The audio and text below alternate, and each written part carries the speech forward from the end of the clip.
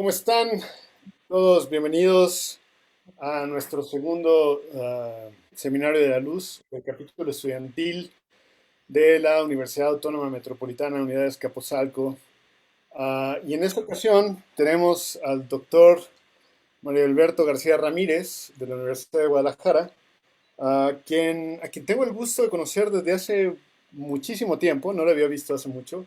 Estoy súper contento de que nos pueda dar una charla en uno de los ejes clave de la investigación en SPY y que nos pueda contribuir a las dudas que los miembros de la comunidad puedan tener. Y por supuesto están todos los miembros del capítulo invitados a preguntar e interrumpir a Mario cuando sea. Mario, ¿cómo estás? Pues como te comenté, bastante nervioso, gracias por invitarme. Un placer como siempre verte, aunque no es en la madrugada de Southampton, pero bastante bien, gracias. Perfecto. Entonces, solo para hablarles un poco de Mario. Yo conocí a Mario cuando ambos somos de la misma edad. No sé qué quiera decir eso o cómo nos ven, pero yo lo conocí cuando estaba haciendo el doctorado en el Reino Unido, en la Universidad de Southampton. Yo lo hacía en matemáticas y él estabas en optoelectronics, ¿no? Sí, inicialmente estaba en Electronics, después me cambié a ECS, Electronics and Computer Sciences, muy cerca. Perfecto. Y bueno, para que lo sepan, Mario es ingeniero del Instituto Tecnológico Nacional en Morelia. Hizo su maestría en el INAOE, su doctorado en Southampton, donde nos conocimos y nos hicimos amigos. Y después tuvo algunas estancias postdoctorales y ahora está en la Universidad de Guadalajara. Um, Como siempre, estas charlas, la idea es tener una discusión y que podamos hablar de lo que nos interesa a todos en SPY. Y entonces, pues listo, Mario, bienvenido, muchas gracias por aceptar. Adelante, el micrófono es tuyo. Bueno, muchas gracias por invitarme al capítulo del SPY aquí de la UAM. Voy a presentarles algo acerca de el pasado, presente y futuro de lo que es la electrónica, muy en general. Entonces, el título lo hice en inglés, pero toda la presentación está en español. La vamos a empezar a compartir para que espero no haya ningún problema. Ok, no sé si puedan ver bien todo el documento o hay algún problema o está muy pequeña. ¿Me pueden Ya se comentar? ve bien, ¿Sí? perfecto. Permítanme, déjenme rehacerla. Y creo que ahí está bien. Bueno, la plática que vamos a tener el día de hoy pues, es One Step at a Time Electronics, a.k.a. Semiconductors, a tale of two lives, past, present, and future. Estoy muy agradecido porque me hayan invitado y voy a tratar de que la plática sea lo más simple y lo más amena posible. Entonces, pues empecemos. Esto es lo que les quiero presentar el día de hoy, una breve introducción acerca de lo que es la electrónica hoy donde está, la electrónica mañana, pasado mañana y un resumen. Y después por ahí vamos a platicar algo acerca de qué ofertamos en el grupo de investigación que estoy aquí en la Universidad de Guadalajara. Como en todas partes, siempre hay reglas, entonces estas reglas se tienen que cumplir. Pueden interrumpir la plática en cualquier momento para preguntar. Obviamente no hay preguntas tontas. Es una plática formal, pero no tanto. Desafortunadamente, por esto de la pandemia, normalmente las pláticas que he dado en simposios o conferencias, trato que sean de forma circular. Si yo digo algo y alguien no está de acuerdo o quiere abundar un poquito más en lo que es la plática, podemos tener una conversación durante la plática y tal vez después seguir. Algo también que aprendí a la mala, tal vez, es no tomarse las cosas tan a pecho. Entonces, hay que relajarnos un poquito en esta plática y en todo lo que sigue. Bueno, y pues hay que disfrutar el viaje porque pues está complicado, ¿no? También un par de cositas ahí, un poquito de filosofía interesante es de que investigar es aquello que hago cuando no sé lo que estoy haciendo. Lo dijo una persona bastante importante para el programa espacial estadounidense y para los alemanes Werner von Braun. El resultado de cualquier tipo de investigación seria es la de hacer que aparezcan dos preguntas donde antes había únicamente una. Thorstein es un economista bastante reconocido y finalmente nadie hacemos investigación porque queremos recibir un premio. La hacemos porque principalmente nos gusta y queremos saber por qué. Y esto lo mencionó alguna vez el profesor Hawking. Como lo mencioné en alguna ocasión, la electrónica abarca demasiados conceptos y hay que ser un poquito enfáticos en varias cosas, como profesionales de la física, de la ingeniería, de las matemáticas, estamos obligados a todo llamarlo por su nomenclatura correcta. Entonces, electrónica es todo lo que le conoces en tu casa, ¿no? Televisión, refrigerador, impresoras, computadoras, teléfonos, relojes. Pero el nombre verdadero son semiconductores y se le conoce como industria de semiconductores. Para explicar todo lo que ha pasado con la electrónica, tenemos que fijar un poco en el espacio. Entonces, pues empezando la plática, podemos irnos tan atrás como 50 años o un poquito menos, como 5.000, para comprender cuáles son las bases de la electrónica. La electrónica no nada más es mover una carga eléctrica a través de un semiconductor y hacer algo, ¿no? Implica un mundo de cosas y nunca menos, o nunca mejor dicho, el día de hoy, los semiconductores requerimos de absolutamente todo, incluyendo cosas que antes jamás habíamos considerado como la historia del planeta o antropología o arqueología. Pero bueno, sigamos. Vamos a partir de una pregunta muy simple. ¿Qué es el silicio y de dónde proviene? Todos sabemos lo que es el silicio, es básicamente tierra. Eso es el semiconductor base para toda la electrónica. Sin embargo, el germanio fue el primer semiconductor que se utilizó por sus características. Y aquí empiezan las preguntas. ¿Alguien sabe por qué no utilizamos germanio si tiene propiedades mejores que las del silicio? Y desde casi siempre hemos utilizado el silicio. ¿Alguien me podría decir por qué? O más adelante en la plática espero que alguien pueda contestar. Mira, Madai te dice por qué es caro, ¿eh? Yo casi que te iba a preguntar lo mismo, ¿por qué usamos silicio y no cualquier otra cosa? Ok, bueno. O por qué es más abundante, también dice. De hecho, esa es la respuesta correcta, porque es muy abundante y el germanio no. El germanio y bueno, todos los elementos que hay en la Tierra, pues sabemos que no son de la Tierra. Entonces, hay más silicio que germanio. Hay silicio hasta en las uñas que traemos, perdón, hay silicio, sí, en las uñas que traemos y germanio no. Por esta razón, es que el germanio se dejó de lado aún con mejores características que el silicio. Pero bueno, gracias. Y bueno, continuando con la plática, es que la verdad a nadie le importa dónde viene el silicio. Y para entender esto, pues tenemos que cambiarle, ¿no? Algo que sí nos importe, por ejemplo, ¿y de dónde viene el oro? O sea, es mucho más importante, más caro y además bello. ¿Alguien me podría decir eso? Contestarme.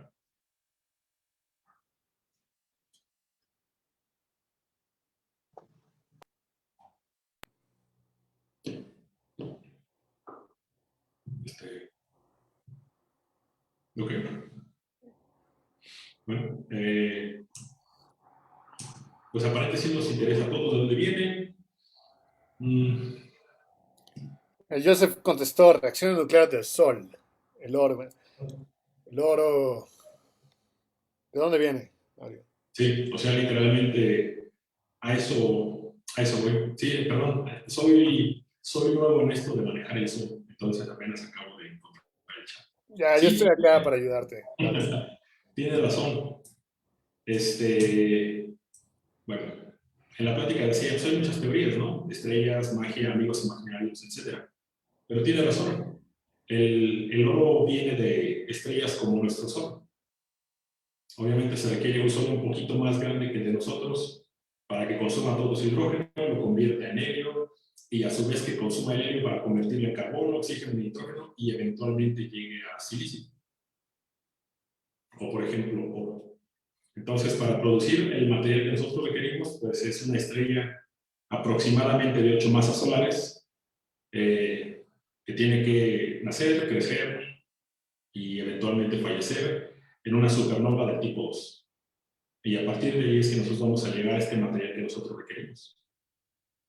Ya sea silicio o sea oro. Bueno, eso es así como un chiste local de los amigos imaginarios del sistema. ¿Qué más se puede hacer con el silicio? Bueno, podemos utilizarlo para hacer minas, para hacer alguna figura por ahí rara, para jugar, o aquí algo local en Jalisco, ¿no? Para hacer jarritos de tonalá. Pero también, o ya más en serio, para lo que nosotros lo requerimos es para hacer circuitería, para hacer dispositivos electrónicos.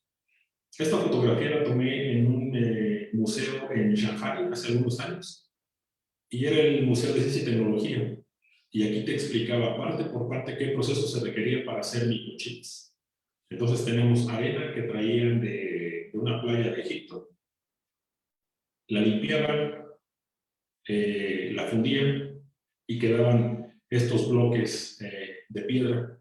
Esos bloques de piedra, después de ese proceso de limpiar, los volvían a fundir y a través de un proceso que se llama Klocharski, me parece, es una palabra polaca, se hacían lingotes y esos lingotes se cortaban con un láser, se pulían y encontrábamos la oblea semiconductora como nosotros la conocemos, la figura inferior izquierda. Después de eso siguen procesos, se llaman de microelectrónica, ahora nanoelectrónica, para poder fabricar los microcircuitos, que es lo que vamos a ver ahorita un poquito de historia. Finalmente se cortan, se encapsulan y obtenemos una computadora como la que vemos ahí. Ese es todo el proceso que se requiere para hacer un microchip, por así decirlo, de forma muy general. ¿Qué se puede hacer también con arena? Una vez que ya tenemos esta tecnología y principalmente este conocimiento, pues podemos hacer un reloj como este tipo, un transistor. Podemos hacer circuitería para tarjetas. Eventualmente podemos hacer también satélites muy caros, muy complejos, que pues a alguien se le olvida utilizarlo correctamente y se cae como en esta ocasión. En esta fotografía quisiera preguntarles, ¿ustedes piensan que ese satélite de la NOAA funciona cuando lo recogieron y lo pusieron? ¿O literalmente ya es un pisapapeles? ¿Qué opinan?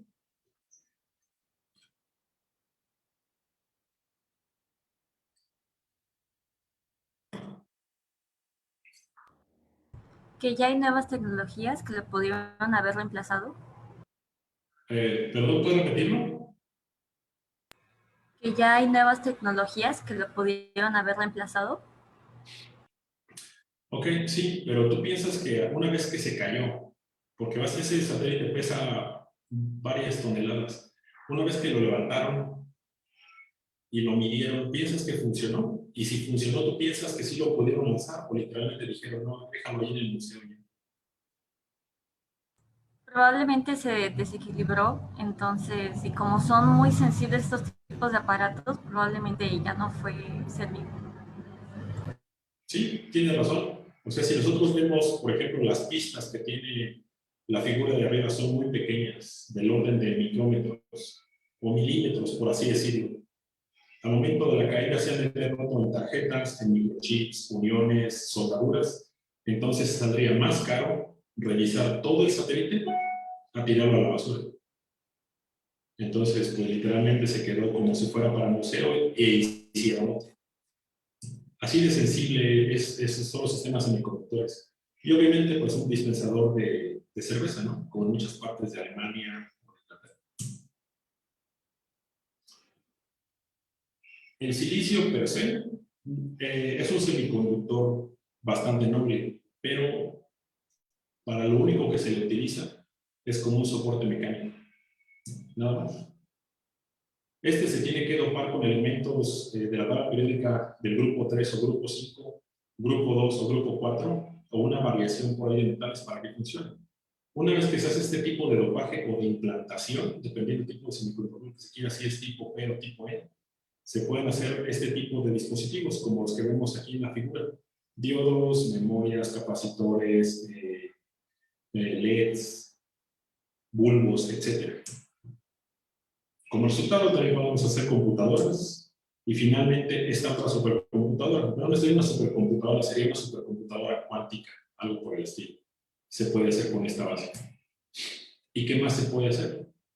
Bueno, Como lo mencioné, el silicio es un soporte mecánico para hacer implantaciones de diferentes tipos de materiales. Entonces, toda nuestra tecnología, todo lo que tenemos en nuestras casas, lo que hay en muchos laboratorios de primer nivel, está hecho principalmente con diodos. Todos sabemos que es un diodo, ¿verdad? Es un switch, que es un semiconductor del tipo P y el tipo N, el cual requiere una polarización para poder cerrar el circuito, y una vez que cierra el circuito, pues ya no sirve, es un cable. Y puede haber los dos tipos de polarizaciones, PN y NP. No hay mucha diferencia en eso. Después de que cuando se descubrió el diodo, a alguien se le ocurrió dar el salto a lo que era la electrónica de hoy y dejar atrás lo que eran los bulbos.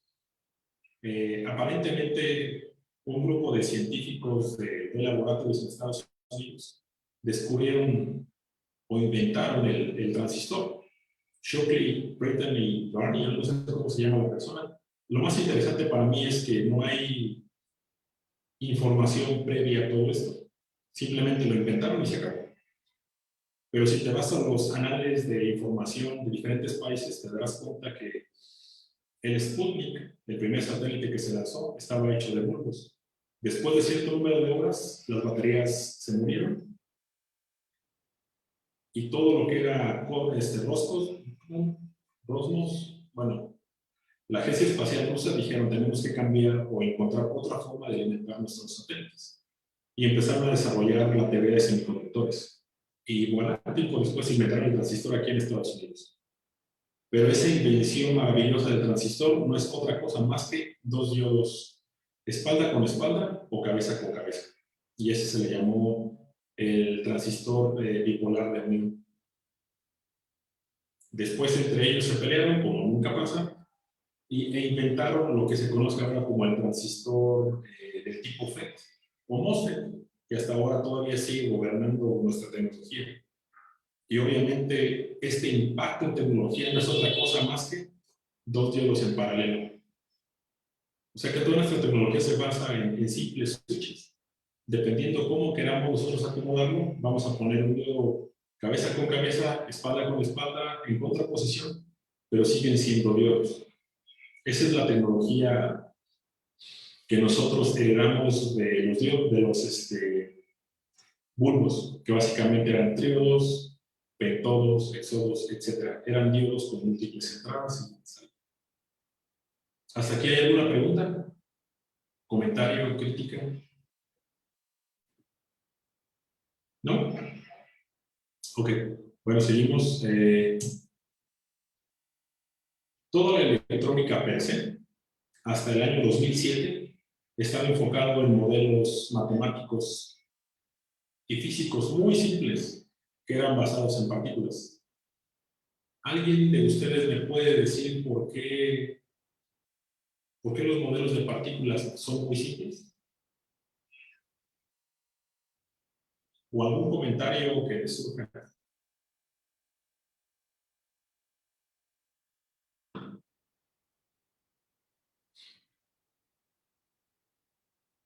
Si muchos de ustedes son del SPI o de la OSA, o físicos o matemáticos, se darán cuenta que los modelos basados en partículas son muy simples y muy fáciles de programar y muy fáciles de entender. Pero un modelo basado en otra cosa que no sea partículas es un poquito complicado y todo el mundo tiene, pues no miedo, sino tenía flojera de desarrollar todo el sistema de ecuaciones para resolverlas y daba más flojera resolver n sistema de ecuaciones con n sistema de tensores por ahí. Esto es algo similar a un modelo de partículas. Ya ven lo que se puede hacer con Photoshop. Así de fácil. Obviamente nada de eso funciona y no es cierto. Pero se aproxima mucho la realidad si no te das cuenta, hasta que falla, ¿no? A partir de 2007, el proceso migró o cambió hacia lo que son modelos basados en modelos de transporte basados en ondas. Ahora sí ya no había forma de darle la vuelta a utilizar ondas para modelar. ¿Y todo esto por qué se hizo? Nada más porque estaban aburridos, querían hacer otra cosa, ¿o qué? ¿Por qué? Bueno, hace mucho tiempo había un tipo que se llamó Moore, pero no es Michael Moore de las películas, sino Gordon Moore. Él estableció en la década de los 60 una ley en la que especificaba que inicialmente, cada 18 meses, la nueva tecnología de semiconductores tendría que doblar el número de dispositivos. Esto es, que si en un área de 1 mm² había 2 dispositivos, inicialmente en 18 meses tendría que haber 4 sobre la misma área. Sin embargo, se dieron cuenta que esto no era posible. Entonces lo cambiaron a 24, o sea, 6 meses extra de trabajo. Y aún así es complicado. Entonces, esta ley permaneció impoluta hasta el 2007. Esta ley es la que siempre ha gobernado la industria de semiconductores. Por esta razón, cada 2 años, cada 4 años, había productos nuevos radios, nuevas televisiones, nuevos teléfonos, etcétera, para que se mantuviera haciendo todo este tipo de procesos. Pero hasta el 2007, pues esta ley falló. ¿Por qué? En esta figura es la figura más clásica de los semiconductores. Es un transistor de compuerta flotante. Así se le conoce. Es la estructura más fácil que hay para transistores. El óxido que ustedes ven hasta abajo, por arriba donde dice PCI, de color blanco, ese óxido tiene un problema gigantesco. No puede ser menor a 7 nanómetros. Entonces, cada vez que reducían el tamaño del transistor, se reducía todo hasta que llegaron a 7 nanómetros. Si se sobrepasaba este valor de espesor, se comprometía toda la electrónica. Literalmente, todos los semiconductores fallarían debido a que, por ejemplo, ustedes utilizan sus teléfonos y se los llevan a la playa, se los llevan a la montaña, están cargándolos, los dejan en el coche a que se calienten, demás, etc. Bueno, el ruido térmico podría dar el voltaje suficiente a los electrones en el canal para brincar y polarizar el transistor. Entonces, una vez que esto ocurriera, se podía prender, se podía apagar. Si eran memorias, podían fallar las memorias, etc. Entonces empezó a migrar hacia diferentes tipos de tecnología. Pero bueno, esta imagen que tenemos aquí es lo que Intel propuso desde el 2005 hasta el 2019, qué es lo que ellos pensaban hacer. Y se empezó a ver cómo cambia la tecnología, sobre todo el espesor y el tipo de canal de los transistores. Bueno, aquí les mencioné en 2006, 2007, la organización mundial que gobierna los semiconductores se llama International Technology Roadmap for Semiconductors, o ITRS, y estableció leyes que se siguen al pie de la letra. La tecnología basada en silicio ya no puede ser referente, o sea, ya no sirve. F cuadrada significa el área de trabajo. Está muy limitada por el silicio.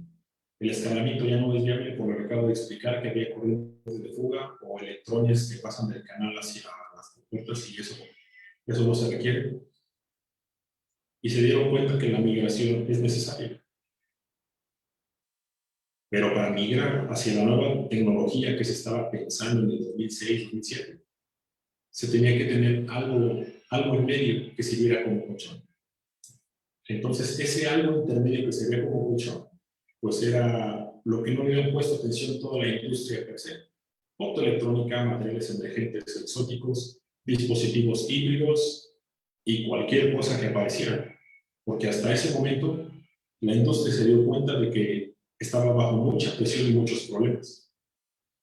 La optoelectrónica, a pesar de que se ha crecido y ha desarrollado bastante por lo que eran las pantallas para teléfonos, por ejemplo, pantallas planas. En el 2006-2007, ¿se acuerdan ustedes? No había tantas todavía. La calidad no era tan buena. Pues a partir de ahí, ustedes pueden casi rastrear año con año, periodo con periodo, perdón, la evolución de estas. El incremento de láseres, el incremento de materiales nuevos. O sea, un ejemplo es, ¿cómo se llama? El grafeno, que ganaron el premio Nobel por ahí en 2010, me parece, por ser un material nuevo, exótico, que se supone no debería de existir, porque termodinámicamente una capa atómica era inestable. Según esto, un artículo por los 50 o 60 había comentado eso. Y en el área que yo me especifique, que yo me enfoqué durante mis estudios, era en crear dispositivos híbridos. ¿Qué es esto? Tomar un dispositivo que ya funciona como tecnología MOS, que es muy conocida, con sistemas que no tenían nada que ver, como los NEMs, con los MEMS, o tecnología planar o fibra óptica, y mezclarlas y hacer un dispositivo nuevo. Eso es lo que nos dedicamos a hacer nosotros desde la década, desde el 2006 hasta el 2013. Todo eso era hacer cosas nuevas para que alguien más la desarrollara o la comprara en el mercado. Obviamente, se requerían modelos matemáticos más complejos, procesos de fabricación innovadores y exploración de nuevas rutas. Aquí el proceso de fabricación es relativamente fácil, el concepto es muy fácil, la implementación es muy complicada. Aquí es donde les menciono. La electrónica de hoy, o los semiconductores de hoy, antes pensaban que solo requerían matemáticas, física, una gran dependencia a la química, programación, y aguante, mucho aguante, hasta que llegamos a este punto. A partir de aquí, nosotros, o toda la industria de semiconductores, nos dimos cuenta de que estábamos fritos. No podemos seguir evolucionando, no podemos seguir creciendo, porque no tenemos las herramientas que antes contábamos con ellas para seguir trabajando, felices. Entonces, a partir de este punto, tuvimos que voltear a ver qué hay adelante. No hay nada, entonces tienes que irte tú por aquí, tú por aquí, tú por aquí, tú por acá, para ver qué se puede explorar. Una de estas formas se fue directamente a la parte de materiales para la óptica. Y es lo que les mencionaba. Una vez que alguien se va a trabajar sobre materiales para óptica, por ejemplo, pinturas o tinturas, pues tienes que irte hasta el principio mismo de todo. Te vas con los chinos hace 5,000 años, más o menos, un poquito más. Fueron los primeros que hicieron unas vasijas muy simples, pero vasijas al fin. Y las pintaban de colores. ¿Cómo las pintaban de colores si no tienen la tecnología de ahora? Recorres un poco más con los griegos y sus vasijas tenían formas muy exóticas, muy interesantes, y estaban pintadas con un color negro. ¿Cómo pintas a una vasija de color negro? ¿O cómo le das un color diferente de arcilla a la arena que están utilizando? Y a partir de aquí como que las preguntas surgieron. Ok, con los romanos, hay una figura muy interesante, donde ellos tienen una batalla dentro del circo romano, pero para poder producir cierto tipo de colores, estos colores o estas pinturas tenían que llegar a un tamaño de partícula de 100 nanómetros. ¿Cómo diablos le hicieron ellos para poder encontrar o hacer un molino que pudiera llegar a 100 nanómetros? Entonces, las personas que se fueron para entender este tipo de tecnología, pues encontraron cosas maravillosas. Regresaron a nuestro tiempo después de leer, y no sé si recuerdan ustedes, desafortunadamente no lo puse aquí en la plática, en el 2000, híjole, no recuerdo, 2008-2009, que hubo un maremoto en Japón, y una planta nuclear, la de Fukushima, bueno, ocurrió un accidente horrible, muy, muy grave ahí, que afectó y sigue afectando a muchas personas. Varios de mis compañeros y amigos viven ahí. Ustedes dicen, pues sí, Japón está muy lejos, qué malo que pasó eso, pero en el mundo, ¿cómo repercutió? Pues resulta que por tratados internacionales, Japón era el único país del planeta que podía producir el color negro para pinturas en general, principalmente para coches. Entonces ustedes pueden ver por ahí, si también se van un poquito para atrás, que durante 2 o 3 años no hubo colores negros, ni de marcas ultra premium, ni de transporte público. Simplemente el color negro desapareció de todas partes. Y es porque estas fábricas que están cerca de Fukushima fueron destruidas por esta cosa. Fueron totalmente destruidas. Cuando regresaron estas personas de estudiar y pasó esto con los japoneses, varias fábricas se abrieron a nivel mundial porque ya se había roto ese tratado. Y ahora unos ingleses, me parece que en el 2012, de la Universidad de Bournemouth, algo por ahí, encontraron o fabricaron un material, el color negro, más negro que nunca ha existido. O sea, este color negro no refleja la luz. Literalmente es como si ustedes agarraran y cortaran con PowerPoint y le pusieran un negro ahí. No refleja la luz. Entonces, a partir de ahí, pues, ¿cómo es posible que no refleje? Eso quiere decir que absorbe el 100%. O si no absorbe el 100%, ¿hacia dónde refleja? Y a nivel matemático, pues obviamente, esto mismo se los dije, ¿eh? Tienen que resolver las ecuaciones de Green, non-equilibrium Green functions, para entender cómo es que estas personas fabricaron este tipo de color. Y ahora, pues ellos venden el color negro a todo el mundo. Lo pueden ver en carros ultra carísimos. Obviamente con ese color es más caro todavía, etc. Y ejemplos como esto abundan en todas partes. Pero bueno, sigamos con esta pequeña charla. En 1958, fue el primer circuito integrado. Nada que ver, ¿verdad? Por lo de ahora. Aquí vemos la evolución. Unos años después, este es el primer circuito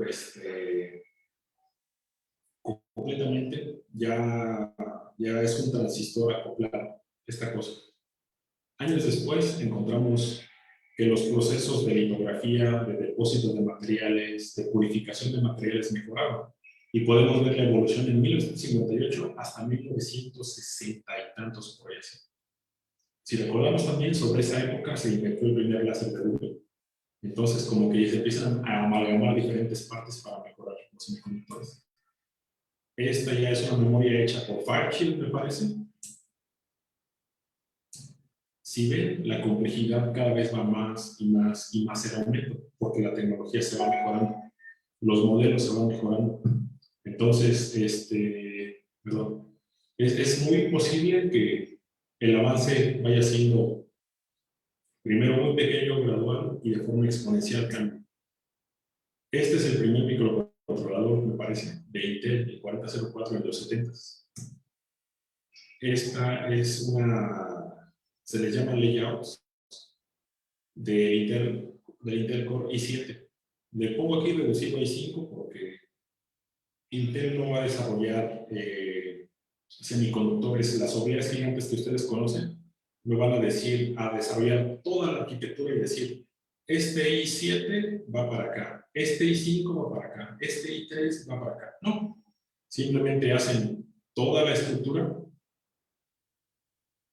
La diferencia de la orilla de la oblea al centro de la oblea, cuando se depositan los materiales y se hace todo el proceso de fabricación, puede oscilar hasta en 7 nanómetros.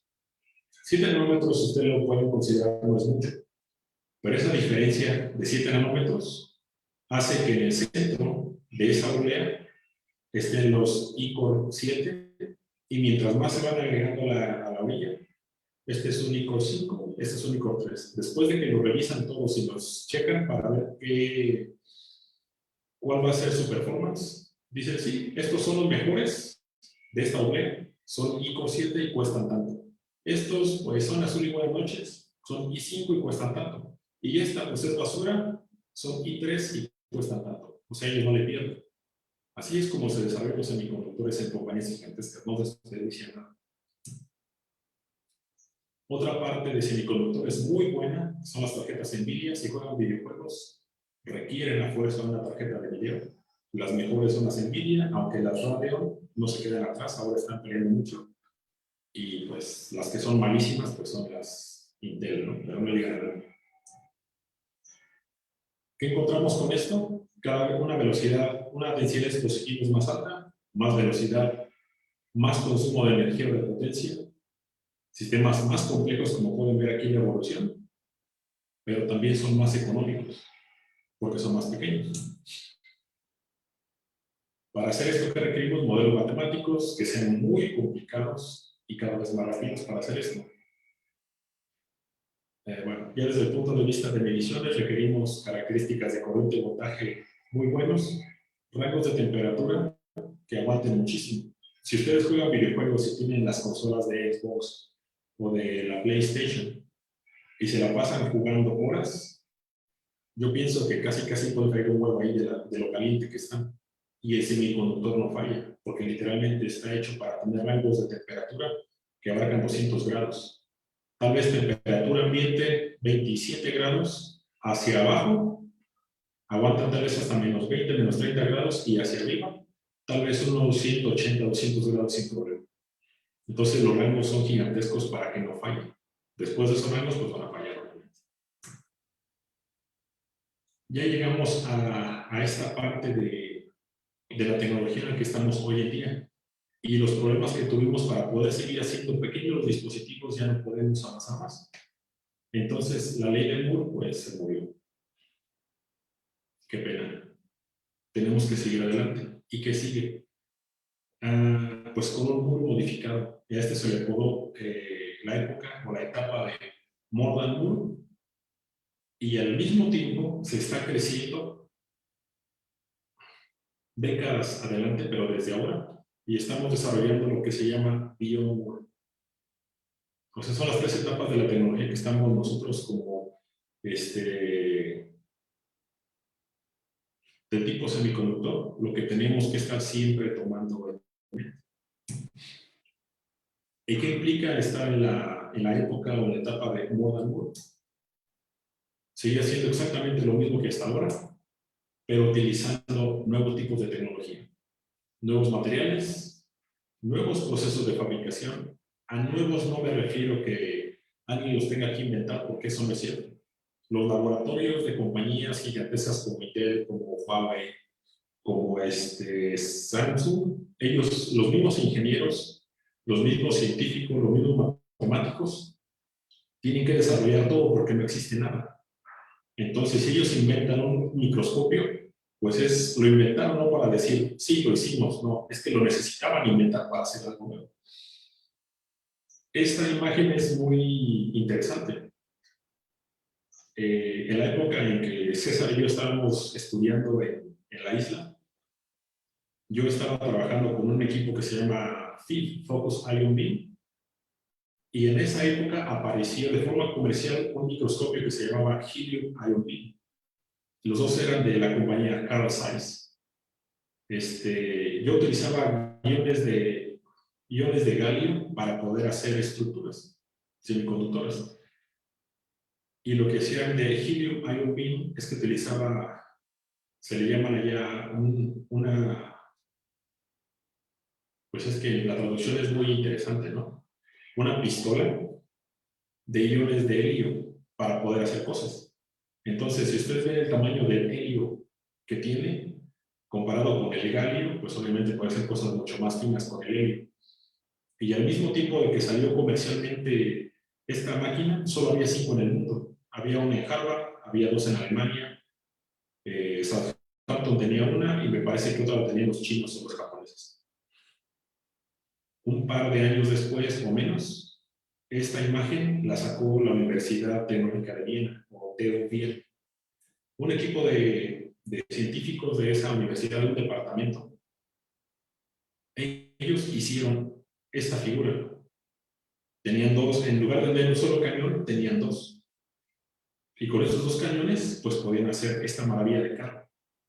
Para todos fue así como un shock, principalmente para Carl Zeiss, que casi les da un infarto más de uno.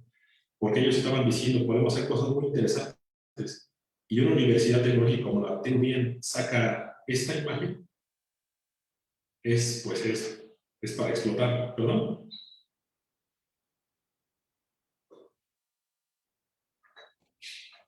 Bueno, te pregunto en Facebook.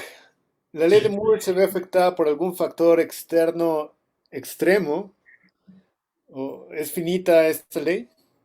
La ley de Moore, sí. O sea, se ve afectada de forma externa. No alcanzamos a que llegara a ser afectada por entornos externos. Porque antes de que ocurriera algún error, modelos matemáticos y simulaciones se dieron cuenta de que si, por ejemplo, tu capa se llama óxido de tunelero, esta parte del semiconductor. Si este óxido de tunelero llega a ser más pequeño que 7 nanómetros, por ruido térmico se le llama así, es muy fácil que un electrón del canal pudiera brincar hacia la compuerta. O en una memoria, por ejemplo, en la región en el nodo de memoria, un electrón pudiera generar una ruta de escape de corriente. Entonces, te imaginas, si tú tienes una fotografía o tienes tu tesis o tienes un artículo y resulta que falla un registro de memoria, ya no vas a poder accesar esa memoria nunca. Se perdió toda la información, se perdió. Entonces, antes de que se llegara a que la ley de Moore afectara, simplemente se paró ahí y evolucionamos a lo que era Moore. Pero antes, déjame ver si por aquí quedó. Pero antes de hacer eso, llegamos a esta parte intermedia.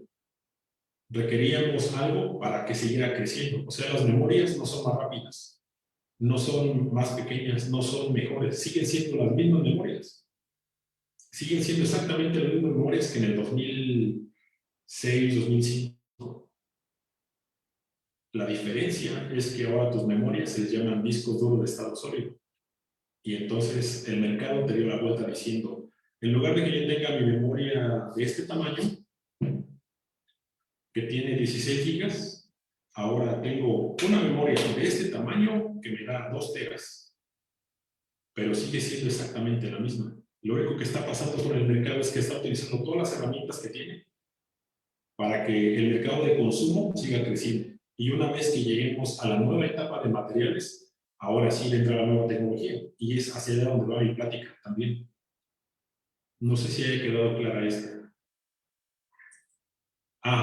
No. O sea, las afectaciones externas no afectan a los dispositivos y no afectan o afectaron a la ley de Moore. Porque antes de que llegue a afectar, tenemos una especie de colchón.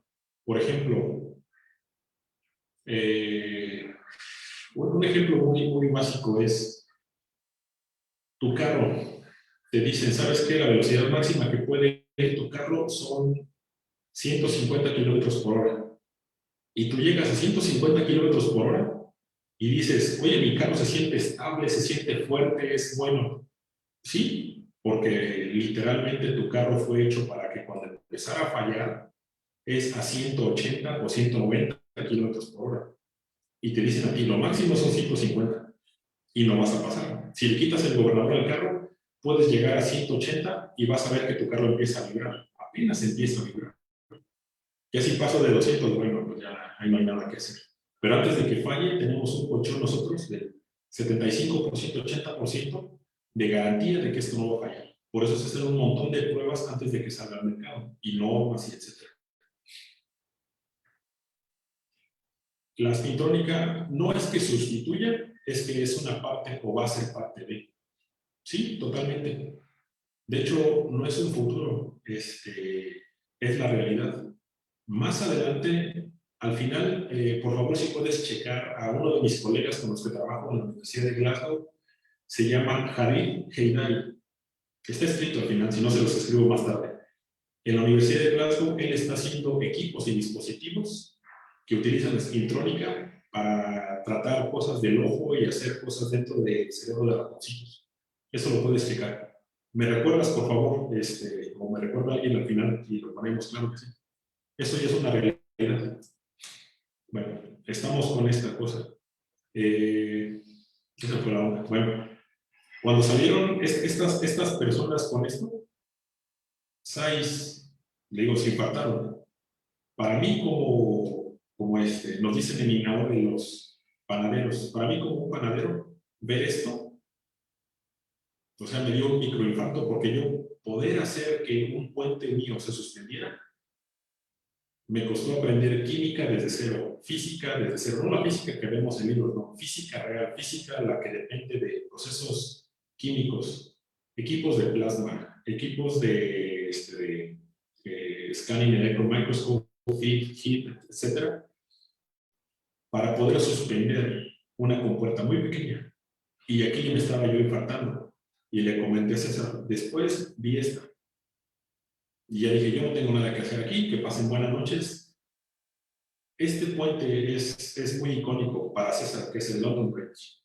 Si ustedes pueden ver las características que tiene el puente, la resolución que tiene la imagen, el consumo que tiene de material, está suspendida esta cosa. Y además de estar suspendido, el puente que se está abriendo tiene una resolución excelente. Están cuadraditos sus puentes. Para nosotros eso es complicadísimo de obtener. Y estos chicos, bueno, estos científicos de Viena, dijeron, queremos hacer esto. Ahora bien, dijeron, eso no es suficiente, vamos a hacer esto más. Ustedes pueden ver aquí la resolución más o menos del material. Pueden ver que el puente de London Bridge, la resolución, la barrita, dice 20 micras. Entonces, si ustedes pueden ver las cositas que están dentro de la torre, han de medir sobre 2 micras o menos. Y están bien definidas. Entonces, los controles que estas personas hicieron, o sea, son excelentes. O esta persona gordita, vean la resolución que tiene, la resolución espacial que tiene. Eso no es gratis, eso es muy complicado. Y eso fue hecho en el 2012, por allá sí. ¿Qué estarán haciendo ahora?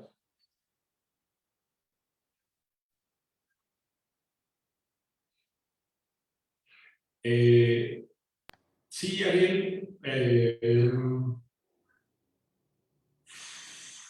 sí, tiene que seguir expandiéndose. Porque si tú, por ejemplo, hay un mercado de consumo y hay un mercado básico. El mercado básico para nosotros son los equipos con los que ya no podemos dejar de vivir. Como se va a escuchar demasiado tonto, pero es una impresora, una televisión, un radio, un teléfono. En algún mundo demasiado cosificado, se puede decir que ya es un dispositivo de primera necesidad para la gente común. Para los cuerpos de seguridad, equipos de medición de tu corazón, de tu cabeza, de presión arterial, esos son equipos que no pueden detenerse, jamás, jamás, jamás. Entonces la electrónica nunca se va a poder detener por ese tipo de cosas. Ese es consumo básico. Y consumo por necesidad, pues ahí tienes el iPhone en cual van, el 40.000 XL, bonito, no sé qué.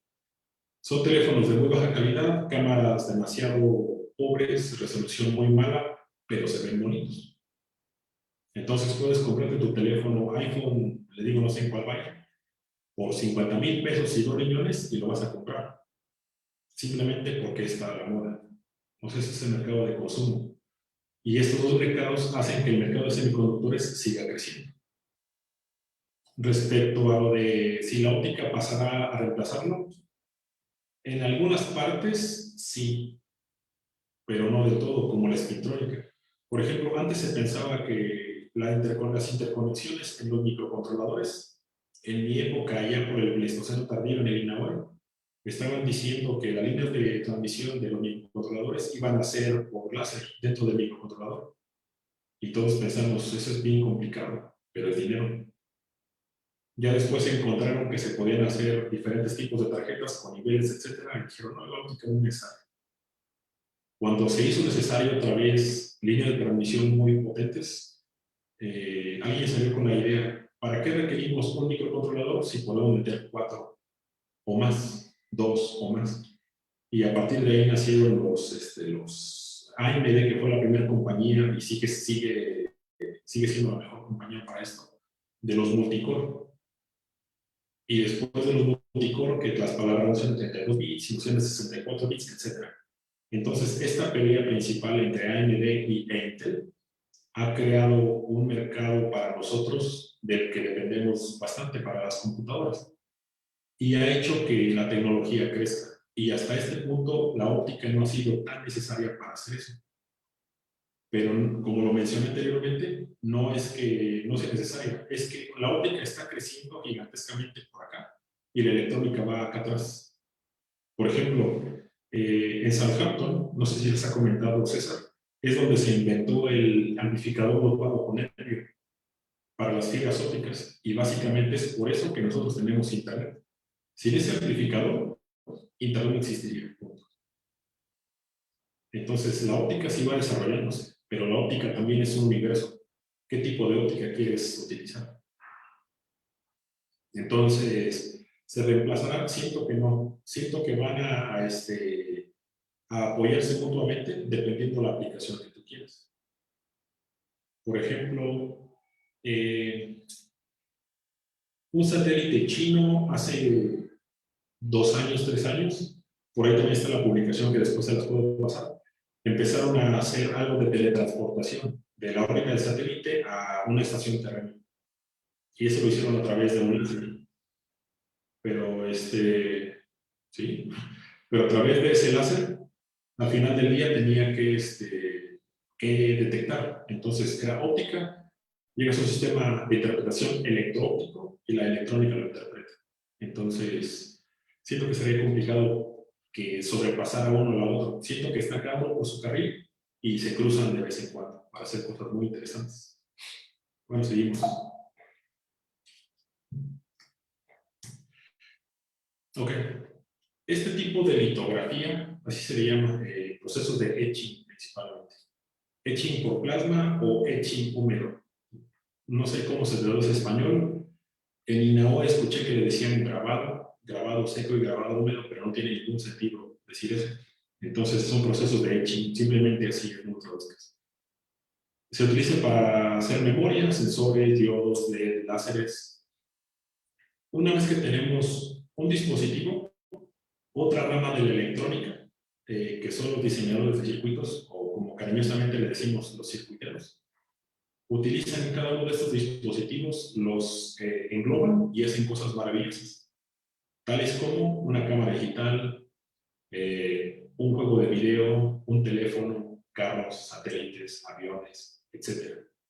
Entonces, vamos por etapas. ¿Qué es lo que estás haciendo? Y a lo mejor al final del día, un circuitero se junta con un óptico y pueden hacer cosas muy interesantes. En el futuro, la tecnología en función de qué se encuentra para seguir avanzando, es decir, para romper la brecha de los 7 nanometros. 7 nanometros materiales o más técnicas, ¿de qué depende? Sí, esa te la contesto ahorita, pero sí, dependemos de muchísimas cosas que siguen ahorita. Bueno, se lo das a los circuiteros y los circuiteros hacen bastantes cosas, pues son circuiteros, ¿no? Ese es su trabajo. No tienen otra cosa mejor que hacer. Contestando tu pregunta, Romano, sí, Romano, para mejorar y para poder darle la vuelta a estos 7 nanómetros, requerimos nuevos materiales, como grafeno, diamante, disulfuro de molibdeno, boronitride, polímeros, materiales que se llaman calcogenaidos, que siguen siendo polímeros, nanotubos de carbón, grafito, etc. Una cantidad infame de materiales nuevos para nosotros poder trabajar. Como son algunos de estos, materiales de 2 dimensiones o materiales ternarios o cuaternarios son requeridos ahora. Y esto con esto hago alusión a que en esta época o en este tiempo nosotros como semiconductores requerimos de la ayuda de todos. Antes eran los químicos, los físicos, los de programación, matemáticos, y nosotros para hacer cosas bastante interesantes. Ahora no, ahora requerimos de todos, aunque no lo crean, historiadores, arqueólogos, paleontólogos, son parte de los equipos de semiconductores. ¿Por qué? Porque tú le preguntas, oye, quisiera una estructura como esta. ¿Ok? ¿Hay alguna bacteria, algún virus en el pasado, en el presente, algún árbol, alguna planta que lo tuviera? Ah, sí, fíjate que encontramos la quiero. Y vas al microscopio y ves cómo se está hecho, lo replicas y obtienes el resultado del material que tú necesitas o la característica que tú necesitas.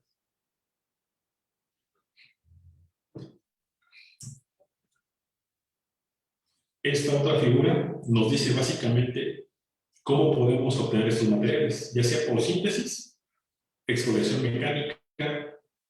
CVD es un proceso que que significa Chemical Vapor Deposition, o literalmente agarras el material, lo calientas, este se evapora y se deposita. Exfoliación química, exfoliación líquida, exfoliación electroquímica. Este tipo de cosas lo utilizan muchas personas que se están dedicando para hacer baterías. Un doctor que se dedica a hacer mucho esto es un amigo también, se llama Enrique Quiroga, que está en la Facultad de Física de la Universidad de Puebla, de la UAP. Pueden revisar ahí el trabajo que está haciendo él, es bastante interesante en lo que está trabajando en materiales de este tipo. Y me parece, Romano, que con esto vamos a contestar parte de tu pregunta. Antes, nosotros requeríamos hasta 7 nanómetros de dióxido de silicio o de óxido para poder aislar la parte de transistor de una compuerta. Ahora, con los nuevos materiales, se les llaman, entre todos estos, hay unos que se les llaman óxidos de alta K o de alta permitividad. El dióxido de silicio tiene una permitividad de 11.3, o si lo ven en los libros van a decir que tiene 3.9, es lo mismo, ¿no? Materiales nuevos como el óxido de cadmio tienen una permitividad de 25 y el óxido de tantalato me parece que de 30. Tal vez esto por ahora no les diga mucho, lo que quiere decir es que requerimos muy pocas capas atómicas, no nanómetros, capas atómicas, para tener un nivel de aislamiento electrónico gigantesco. Entonces con esto ya le dimos vuelta a los 7 nanómetros y empezamos a hacer transistores más pequeños, más rápidos, menos consumo de potencia, más sexys, pero la tecnología no está madura todavía. Entonces seguimos dándole vuelta por acá en lo que es esta tecnología madura. A ver, pregunta Raúl Cruz, ¿la química del lado de los nuevos materiales va de la mano con el desarrollo de tecnología? No. Porque la química que estamos viendo nosotros, que es esta, los químicos la desarrollaron ya como por los 70s o los 80s. Lo que están haciendo los químicos ahora, pues quién sabe qué están haciendo. Porque nosotros dimos la vuelta hacia este tipo de materiales porque no teníamos opción. Y los químicos desde siempre ven caracterizado, todos los materiales que hay ahorita están caracterizados para ellos, para sus necesidades de ellos. Nosotros de semiconductores vamos y preguntamos casi, disculpe joven, requiero un material que sea bueno, bonito y barato y que haga esto. Así, 50. Oye, pero ¿me diste materiales? Ahí están 50 materiales, no me estoy mostrando. Entonces, lo que hacen los químicos ahora son cosas bastante exóticas. Y me ha tocado ver 2 o 3 cosas por ahí de medicamentos muy, muy interesantes. Pero, pues, mi área es otra. Y te digo, estos materiales fueron desarrollados hace muchísimos años, muchísimas décadas. Lo que estén haciendo ahora los químicos, la verdad, no te sabría decir. Respecto a medicamentos, te lo digo porque en alguna de las pláticas que estábamos en la isla que hacían congresos que se llaman Nexo UK, en alguna ocasión cuando tuve la oportunidad de una plática en la Universidad de Manchester, había un mexicano que su doctorado estaba trabajando para una compañía de farmacéutica y había encontrado una cosa maravillosa, pero tenían un problema por ahí de convergencia y nos presentó, no sé, su modelo, su molécula. Y pues todos nos quedamos con que, pues sí, está bonita, ¿no? Nadie entendió nada más que 3 o 4 personas que veían. Pero te digo, o sea, yo no sé lo que están haciendo los químicos ahora, pero eventualmente lo que hagan, posiblemente lo usemos nosotros, ya que estamos usando lo que ellos desarrollaron hace muchísimas décadas. Bueno, volviendo a esta cosa. Aquí tenemos otra vez silicio como soporte mecánico, dióxido de silicio, porque tiene una propiedad interesante. Si tú tienes este soporte mecánico de silicio y dióxido de silicio, hace que muchos materiales en 2 dimensiones sean visibles o sean invisibles a un microscopio óptico. Es interesante esa parte de reflexión para diferentes materiales. Por ejemplo, me parece que un número son 90 nanómetros de óxido de silicio y hace que con un microscopio óptico de esos de los de mi alegría, tú puedas ver una capa atómica de grafeno.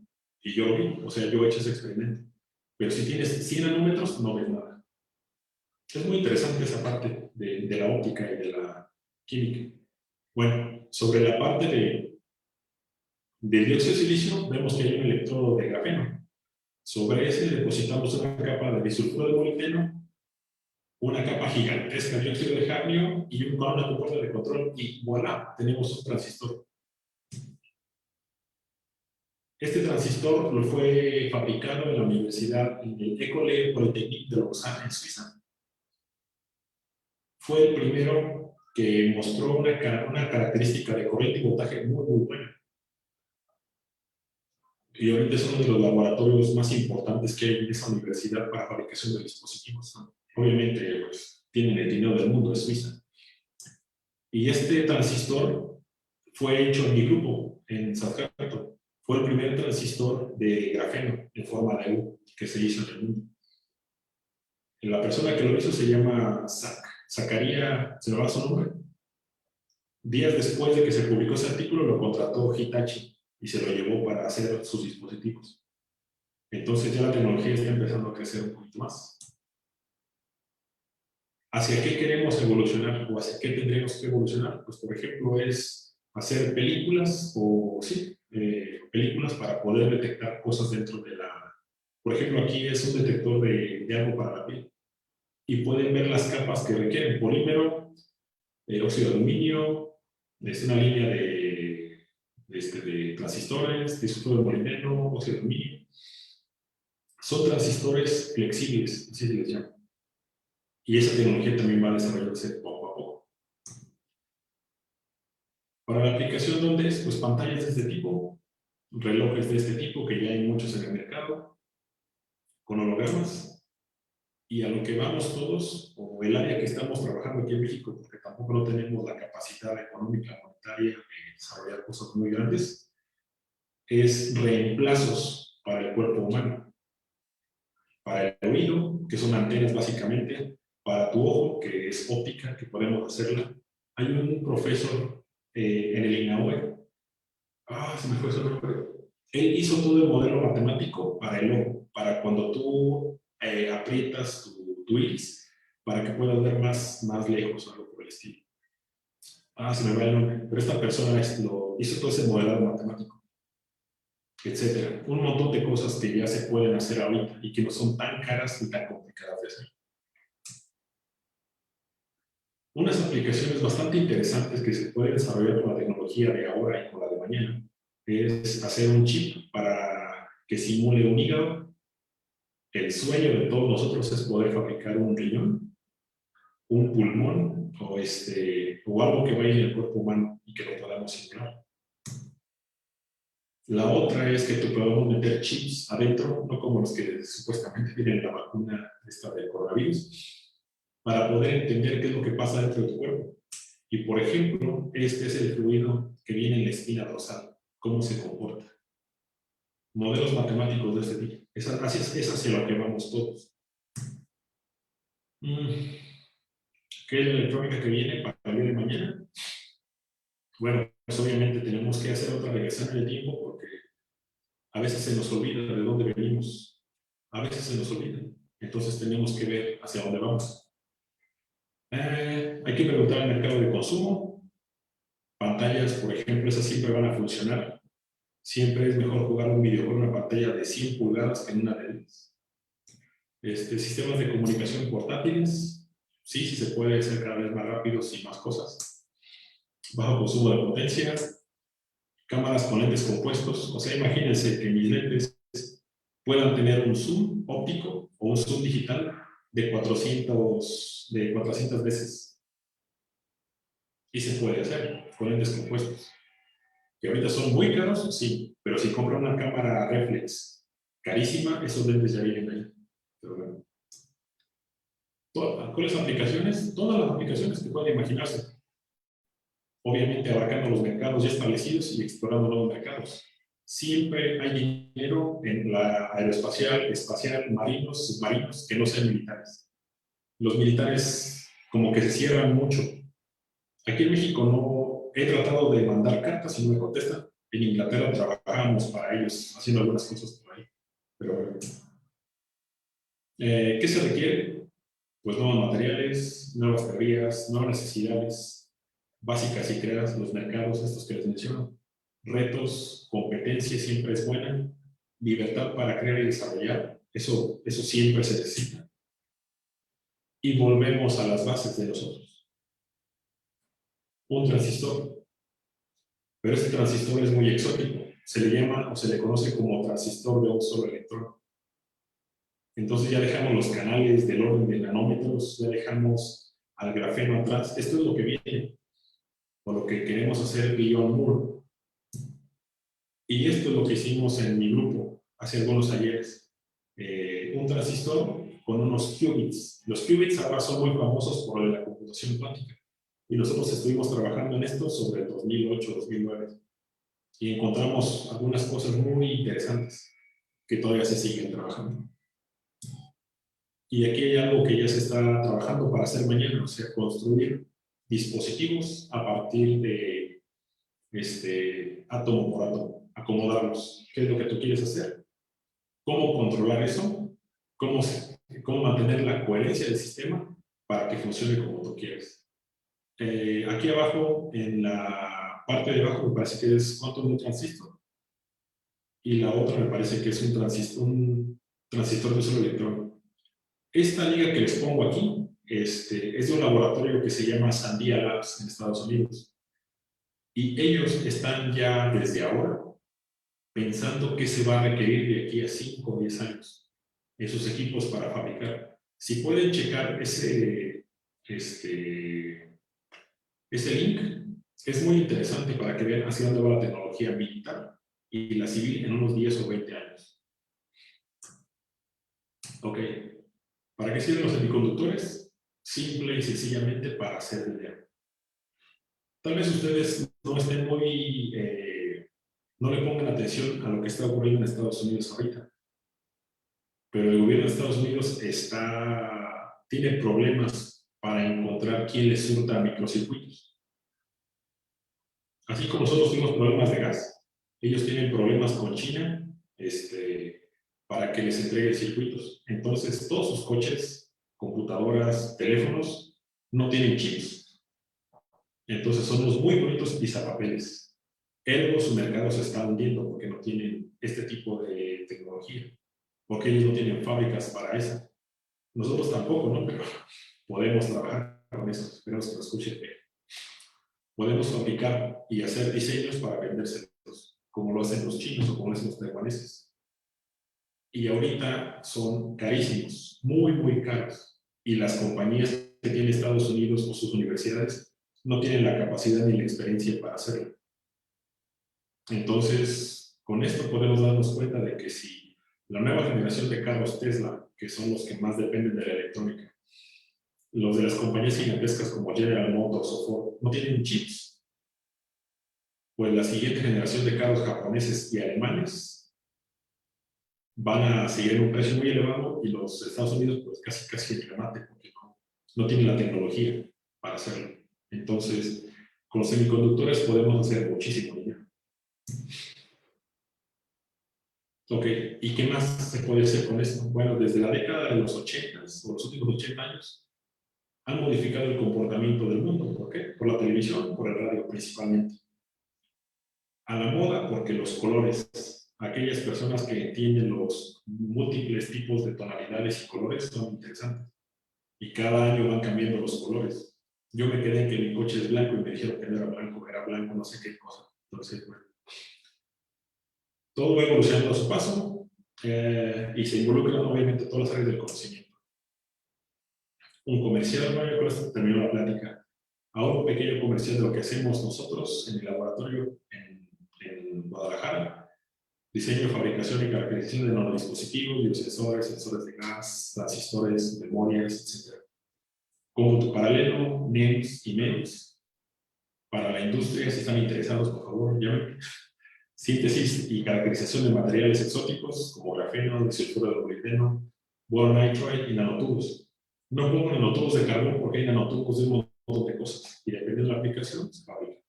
Simulación numérica, sistemas aplicados a la medicina como Lab Chip, ahí estamos trabajando muy fuerte y estamos encontrando cosas bastante interesantes, por si les interesa.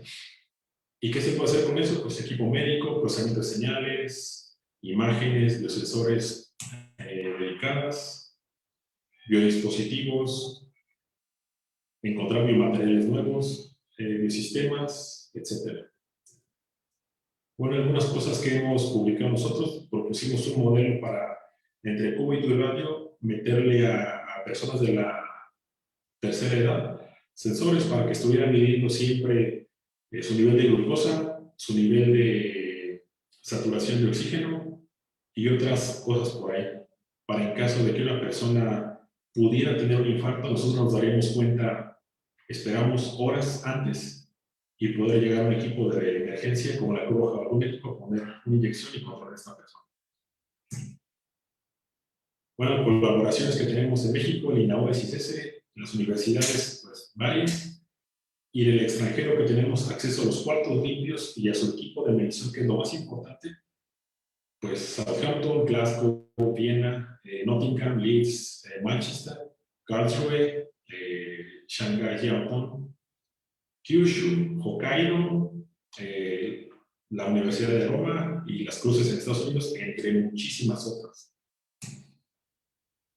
Tenemos oportunidades de tesis para licenciatura, maestría y doctorado, servicio social, prácticas, investigación temprana. Y aquí, hacer un comercial grande, tenemos un programa de doctorado directo. Si ustedes terminaron su carrera, pueden entrar con nosotros y empezar un doctorado de 5 años. Trabajar, sufrir, trabajar y obtener su grado al final de esto. Si están interesados, por favor, manden un correo a dvp.cusei.dg.mx o métanse a la página de www.cusei.dg.mx/doctorado, biotecnología-directo. Esta es parte de mi grupo de investigación. Aquí, aquí es a la persona que le comenté ahorita. ¿Dónde estás? Bueno, se me fue. La penúltima persona es Javi Heinari, el que está trabajando sobre cosas de magnetoresistencia, en cosas reales. O sea, ya no es teoría, ya no es esto. Él lo está haciendo. Y acaba de publicar, me parece que un Nature donde da cuenta de esto. Bueno, tiene varios Natures, pero uno de esos es principalmente de magnetoresistencia dentro del cerebro de una rata, me parece. Algo así. Estos son mis estudiantes hasta ahora: Wendy, José, Claudia, Valeria, Fernando, Fátima, Humberto, Jorge, Diego, Andrés, Areli, Alondra, Andrea, y si ustedes quieren también. ¿Preguntas? Bueno. Excelente, Mario. Yo creo que sí hay preguntas. Bueno, han habido varias, pero no sé si aquí alguien en la sala tiene ganas de preguntar directamente, o si quieren que la lea yo, pues le escriben en el chat. Am, pero bueno, en lo que te pregunta alguien, yo me quedé pensando un rato. ¿Ya se construyen estas cosas para órganos del cuerpo humano? La respuesta fácil es no. La respuesta no fácil es sí. ¿Por qué? Porque está prohibido hacer experimento en humanos todavía. Muchos de estos dispositivos son funcionales, ¿sí? Porque se han probado en ratas, en perros, en caballos, en un montón de cosas que ¿Le habían puesto un riñón a una rata? sí. ¡Wow! O sea, no es todo el funcionamiento. O sea, no puedes tener todo el funcionamiento porque, por ejemplo, el riñón te controla la presión arterial, no es el corazón. Entonces, el riñón manda una enzima para activar el corazón, para que active el páncreas, para que le sirva al riñón. Entonces, activar esta secuencia es complicada. Y, por ejemplo, hay personas que son hipertensas y que todos los días toman, fuman y les encanta la coca, el refresco. Y tú dices, ¿cómo vives? ¿Cómo puedes sobrevivir con hipertensión y esto? Y hay personas que pues tienen un problemita muy básico y su riñón se apaga. O sea, no conocemos todo todavía, pero hay experimentos que están simulando cómo se pudiera hacer este tipo de trabajo. Ya. Obviamente, los comités de ética para que te dejen hacer esto, o sea, yo creo que la PGR son unas personas muy buenas comparadas con ellos, pero se pueden hacer, porque al menos yo sé que en Inglaterra, en el grupo de Javi y de otras personas, su grupo de trabajo está muy cerca con el NHS, entonces entre ellos dos hacen así teamwork para poder hacer que les permitan hacer experimentos. Ya. Pregúntame, Dai, ¿cuál es tu próximo proyecto? Conseguir dinero para poder hacer experimentos. Bueno, creo que ahora es complejo eso, pero yo creo que sí se puede. Sobre todo, mira, yo creo que parte de la idea de SPY es que estos recursos no solo vienen del gobierno, sino que se pueden conseguir de varios lados y creo que la industria puede estar interesada en eso también, ¿no? Entonces, ¿tú cómo ves eso? Sí, bueno, toda la razón. No sé, bueno, tal vez en tu grupo de trabajo en la isla no dependía tanto de dinero privado o público. Y nosotros trabajábamos para todos. O sea, trabajábamos para la Marina, para el Ejército, para la Fuerza Aérea de allá. Trabajábamos para proyectos del EPSR de la isla. Trabajábamos para Honeywell. Trabajábamos para no sé cuántas compañías. Mi jefe tenía trabajo en Japón y en Inglaterra. Y todos le echaban un montón. El problema con México es que hacer una compañía, o que por ejemplo una compañía meta dinero, entra a la universidad y la universidad, digamos que hace magia, y no es como que entra dinero y luego sale. Una universidad que ha hecho un modelo muy bueno y que funciona es la de Nuevo León. Entra dinero a la universidad y a los 2 días tú puedes disponer de él para trabajar. Así que es un modelo excelentísimo que han hecho los regios. Pero aquí en esta universidad, pues no sé cómo sea en la UAM o en la UNAM o en el POLI, pero imagino que el modelo es exactamente el mismo. Como no estamos acostumbrados para trabajar con la industria, con los tiempos de la industria es quiero esto para mañana, o para mañana fue un mes que lo queríamos. Entonces hay que trabajar con eso. Para hacer experimentación requieres equipo muy caro, requieres consumibles muy caros y obviamente requieres pagarle a tu gente bien. No vas nada más porque son estudiantes, van a hacerlo gratis. Obviamente eso no funciona. Exacto. Bueno, en la UAM no estoy seguro. Funciona como las universidades públicas, en general, me imagino que funciona igual la Universidad de Guadalajara, que es si uno pide un proyecto a CONACYT, el CONACYT deposita el dinero a la universidad lo administra y de ahí el dinero está apartado en distintos rubros que uno fija en el proyecto y de ahí sale dinero para comprar equipo, para becas, para viajes, para lo que sea. Pero con la industria, en el área donde trabajo también hay colaboraciones privadas con la industria y ahí ah, ahí son otro tipo de acuerdos. Sobre todo si quien va a pagar, por ejemplo, la beca de un estudiante no es la universidad misma, o es la industria, pero no a través de la universidad. O sea, la industria misma podría tener un programa de becarios, ¿cierto? ¿O no? Sí, Ya. Más preguntas. ¿Hay más preguntas por ahí? Bueno, sí, yo tengo varias, así podemos seguir platicando de esto. Lo otro que me llamó muchísimo la atención es cuando dijiste, bueno, ¿y de aquí para dónde nos vamos? Es decir, si tienes investigación en electrónica y los materiales que tienes, pues ya no te dan para más, entonces pues hay varias vertientes. Una de ellas decía crear nuevos materiales. Ah, ¿hay aplicación de metamateriales en esto? claro. Inicialmente los metamateriales crecieron como algo muy chic que encontraron los matemáticos. Dijeron, puede haber un material con un índice de fracción negativo y como que todo el mundo, no, la naturaleza dijo que no y se acabó. Y los matemáticos dijeron, pues yo creo que sí, sí se puede, y ¿no? Lo hicieron. Y las aplicaciones principales son las militares. Pero fuera de las aplicaciones militares, se pueden utilizar para fabricar antenas, para fabricar ropa, para fabricar diferentes colores. Por ejemplo, no sé, tu carro nuevo, tu Tesla Model S que tienes. Y No hoy digas, no digas. y hoy no te gusta que tu carro sea color azul y lo quieres rojo, verde a fuerza, en tus metamateriales lo programas y tienes tu color rojo Ferrari Enzo 1943. Y si en la tarde dices, está lloviendo y estoy deprimido y me siento azul, pues pones un azul cielo, turquesa o lo que sea, y de ese color va a ser tu sistema. Entonces la aplicación de metamateriales es gigantesca. Te comentaba de los lentes de compuestos. Pues con metamateriales se pueden hacer eso. Nadie dijo que fuera fácil, nadie dijo que fuera barato, se puede hacer. Hay una pregunta de Joseph. ¿Los avances en superconductividad pueden revolucionar la industria de semiconductores? Por ejemplo, en el caso del grafeno.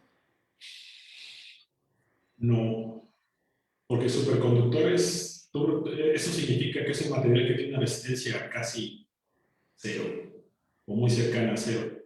Y por definición, el grafeno es un conductor. El grafito tiene una banda de energía, por lo tanto ya no es un conductor. Pero habría que ver ¿cómo se llama? Habría que ver qué aplicación quieres tú.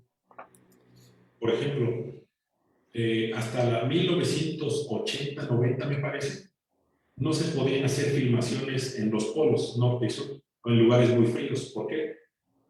Porque había tanta humedad que tú abrías tu batería, hacía corto, porque literalmente la resistividad era agua. Literalmente tú estabas, aunque estuvieras en la superficie de los polos, había tanta agua que tus baterías se fundían ahí, no podía hacer nada. Con la invención de nuevos materiales que tengan una alta K, entonces ahora sí, tú puedes utilizarlo. Puedes estar a -50, -70 grados. Eso quiere decir que la humedad es muy alta y usar tu cámara para ver pingüinos, ¿no? El grafeno, pues te digo, como es un conductor, pues habría que ver la aplicación. Grafito es más interesante porque ese tiene una banda prohibida. Entonces ahí sí podríamos jugar más. Pero todo depende de la aplicación que quieras. Hay otra pregunta que me parece divertida, no sé si puedas contestarla. Dice, tiene que ver con los órganos que estábamos hablando hace rato. Dice, si los órganos serían susceptibles a virus o bacterias. Los órganos de semiconductores, pues obviamente sí, porque no puedes filtrar todo. O sea, el chiste de tener un órgano nuevo es que replique lo que hace tu órgano que ya no sirve.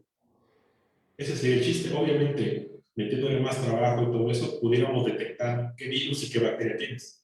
Aquí debes considerar algo muy importante. Nosotros necesitamos a virus y bacterias para poder vivir. Lo necesitamos, punto. Por ejemplo, en este caso, el coronavirus haya mutado y nos haya tocado por alguna extraña razón, pues nos está fregando porque no tenemos anticuerpos contra este tipo de virus. Pero al final del día que empezamos a tener anticuerpos, o la siguiente generación de humanos va a detectarlo como si fuera una gripa. Por ejemplo, a mí me dio coronavirus todo enero y me la pasé aquí en su casa, acostado. ¿Qué es lo que hace cuando te da una gripa? Te quedas en tu casa acostado. Bien. Entonces, pero te digo, debes de tener mucho cuidado ahí porque nosotros requerimos una cantidad infame de bacterias y de virus para poder sobrevivir. Tal vez como el coronavirus o la gripe, no, pero muchos otros sí. Hay dos preguntas voy a hacer primero la que está ligada a lo que estás discutiendo ahorita, Ajá. ah, aunque cronológicamente fueron al revés, pero bueno, ahorita leo la siguiente. ¿Qué tan tolerantes serán estos dispositivos semiconductores a los pulsos eléctricos que hay en un organismo?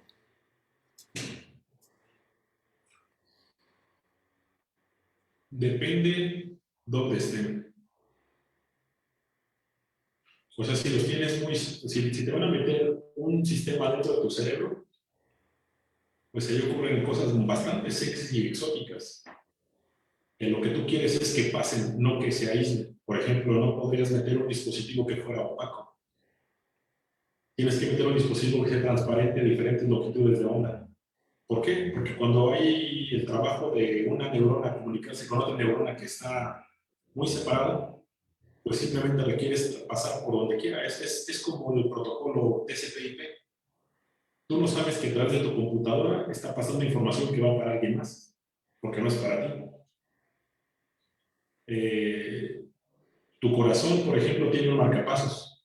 Entonces, tu corazón obedece ese marcapasos porque está dando pulsos eléctricos para contraer y soltar, contraer y soltar, contraer y soltar. Ahí se requiere. Pero así que tú digas que somos una fuente de radiación muy grande, no. No. De hecho, como te dije, si tú vas a fabricar un dispositivo que va para cierta parte de tu cuerpo, tienes que entender y tienes que estar de acuerdo en qué es lo que pasa, para que filtres o aísles. Aunque, por eso siempre hay, se les llaman corridas alfa, beta, gamma y comerciales. Entonces ya cuando pasaste de ser beta a gamma, pues ya lo puedes vender. Y ya cuando seas gamma y tienes errores, pues lo vuelves a rehacer para evitar esos errores. Nada, una cosa, jóvenes, nada funciona a la primera. Nada. Si a la primera funciona, algo está mal. Entonces, ¿cuál es la siguiente, César? Bien, hay una pregunta que es, ¿cómo se puede integrar México en proveer chips a Estados Unidos? ¿Es posible con nuestra tecnología? Sí se puede. Nuestra tecnología, esa cosa no existe, I'm afraid. Pero tenemos el conocimiento y tenemos a las personas. Lo más importante, tenemos el know-how para hacerlo. Yo te puedo decir, vámonos a, no sé, aquí en Jalisco o en Michoacán o Oaxaca, que está tan de moda.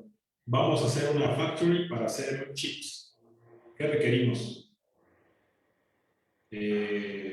Una área, un sistema de drenaje muy bueno para material, para lo que se va a utilizar, que no se vaya al subsuelo, que se pueda reciclar.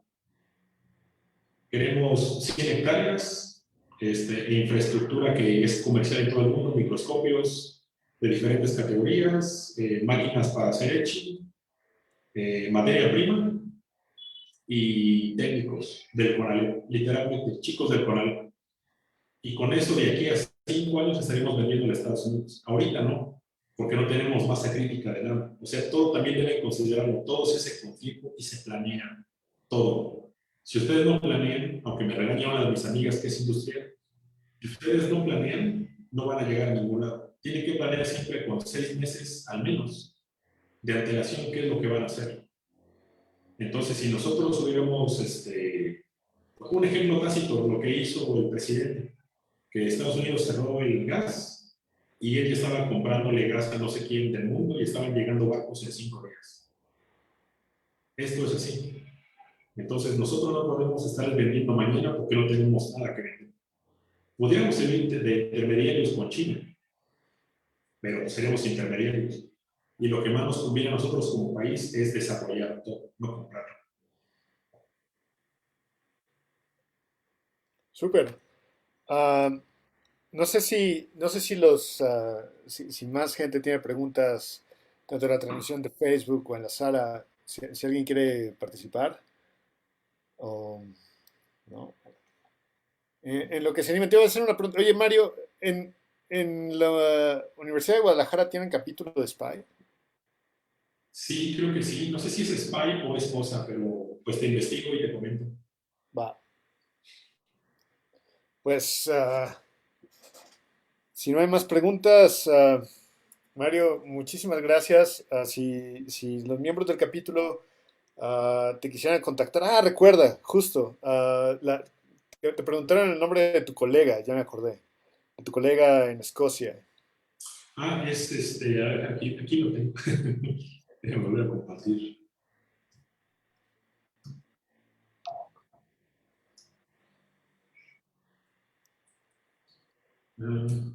Es él, se llama Hadi Heidari. Es el segundo es el penúltimo de la lista. Ya. Sí, Ah, Solo para recordar, ¿él qué hace? él está en el Instituto Jameson Watt o Maxwell. Está trabajando sobre cosas de magnetoresistencia aplicado ya a cosas reales. Te digo que es el que está trabajando muy de cerca con, me parece, con gente del NHS para hacer este tipo de cosas. Perfecto. Entonces, pues bueno, gracias por tu charla, gracias por dejarnos tu contacto. Si los que nos están viendo te quieren contactar, pues ya saben cómo hacerlo. Y por supuesto, eres bienvenido cuando quieras participar o requieras apoyo del capítulo de la UAM, pues sabes cómo contactarnos. Muchísimas gracias, Mario. ¿Quiere alguien más intervenir? Ahorita, ah, por supuesto, es libre la intervención. Yo en un par de minutos terminamos la transmisión en Facebook y aquellos que quieran quedarse a platicar un poquito con Mario, pues están más que bienvenidos. Sí, claro. Mario, qué gusto volverte a ver. Espero que nos estemos viendo con mayor frecuencia, um, ahora, aunque sea de manera virtual, y eventualmente cuando se levanten las restricciones, los que te quieren ir a visitar, pues Así, claro, están, recibirlos. dejen que pase esta cosa y lo recibimos con los brazos abiertos y vamos a Tequila a hacer un tour de investigación in situ.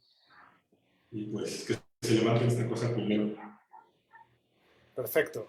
Pues bueno, gracias a todos por haber visto la transmisión. Si tienen preguntas, aunque no nos hayan visto en vivo, entonces pueden dejarlas en el video y se las haremos llegar a Mario. Y esperemos que Mario algún día las conteste. Pero al menos lo intentaremos. Ah, Muchísimas gracias. Gabriela, nuestra presidenta del capítulo, está aquí ahora. Gaby, ¿quieres hablar un poco? Pues nada más nuevamente agradecerles a todos los que nos vieron y sobre todo al doctor Mario por esta interesante charla. Esperemos que muchos se contacten con él y también que muchos se sigan incorporando a nuestro nuevo capítulo. Hemos tenido una respuesta muy favorable de todos ustedes y pues estamos muy agradecidos. No sé, sigan nuestras redes sociales, vamos a tener más actividades. Si todo marcha bien, que esperemos que sí, y si la situación sanitaria igual mejora, pues quién sabe, hasta lo mejor y podemos organizar algo con los compañeros de la Universidad de Guadalajara. Claro, por supuesto que sí. Siempre es bueno viajar y conocer. Siempre, siempre, siempre. Viajen lo más que puedan. Excelente, muchísimas gracias. Muchísimas gracias, Mario, Gaby, a todos los del capítulo. Y nos vemos en nuestra siguiente charla del Seminario Permanente de la Luz. Nos vemos pronto.